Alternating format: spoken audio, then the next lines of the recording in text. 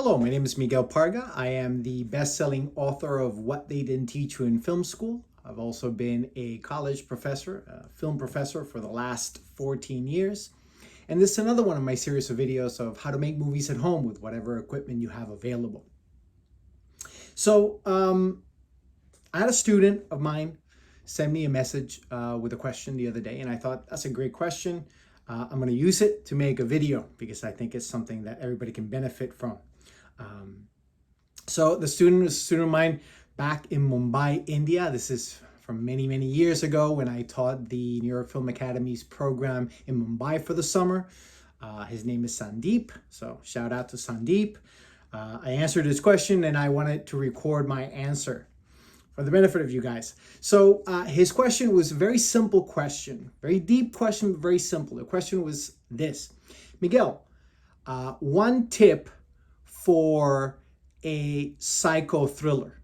Okay, so one good piece of advice to make a psychological thriller better. And I thought, wow, what a great question, right? As a filmmaker thinking how to make their art better always makes me happy. And the other reason I really love the question is because it allows me to talk about one of my favorite movies, which is Silence of the Lambs. First, the answer. Here's the answer. One good piece of advice to make a psychological thriller better. Here's the piece of advice. Inside of the most horrific part of the movie, inside of the terror, inside of the horror, place something very beautiful. Let me say that again. Inside of the horror, place a kernel of something very beautiful. Okay, this is a lesson that was taught to me by one of my favorite movies, Silence of the Lambs. So those of you who haven't seen Silence of the Lambs, first of all, go watch it. Okay, this is a fantastic movie directed by Jonathan Demme. The screenplay was by Ted Talley, adapted from the Thomas Harris novel of the same title, Silence of the Lambs. It won Oscars for the main two actors, Jody Foster and Anthony Hopkins. Well-deserved Oscars. I think Anthony Hopkins' performance of Hannibal Lecter is one of the most incredible performances of the 20th century, which is to say one of the most incredible performances in cinema history, right? Since the 20th century is really the one century that we have so far of cinema. So it's a pretty important movie, I would say. Anyway. So here's a little bit of the plot. Jody Foster plays a cadet in the FBI Academy, and she's given a task to interview a serial killer in custody. His name is Hannibal Lecter. To see if she can get information from him that would help the FBI capture a serial killer that's out killing people at the moment, right? So Clarice goes to interview Hannibal Lecter, and she makes him all these offers for him to help her.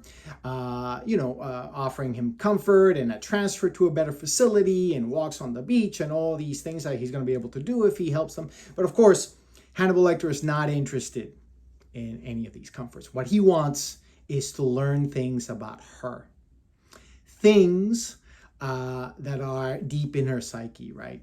Traumatic experiences, because he wants to get into her head. This is the one thing that Clarice's boss tells her not to do. Don't let Hannibal Lecter into your head, right? But she does. She has to do it because she wants to save the victim of the serial killer that's out, right? So in order to get the information, she has to give up a piece of herself. And in doing that, she tells him the most traumatic memory that she has from childhood. Her father was a cop. He was killed in the line of duty. So she was orphaned, and she went to live in a ranch in Montana with her aunt. And in this ranch, they killed lambs. They slaughtered lambs to be sold. And she wakes up in the middle of the night as a little girl, hearing the lambs scream. And she tries to save the lamb. She opens the pen, but they won't run because they're confused. So she grabs one and she runs through the fields with this little lamb. So think about that. Think about the image of this little girl trying to save a little lamb. That is a gorgeous story a beautiful story inside one of the most horrific films I've ever seen, right? And it elevates the movie to a poetic status. It just gives it this status of an elevated art form, I think, in my mind. So there it is. That is my piece of advice to elevate and to make a psychological thriller better. Put a little kernel of something beautiful inside of the most horrifying thing inside of it. Okay? Hope that helps. If you like the content and would like to hear more about future seminars, projects, and the upcoming release of my new book, How to Make Movies at Home, subscribe to the channel and follow me on social media. Thanks for watching.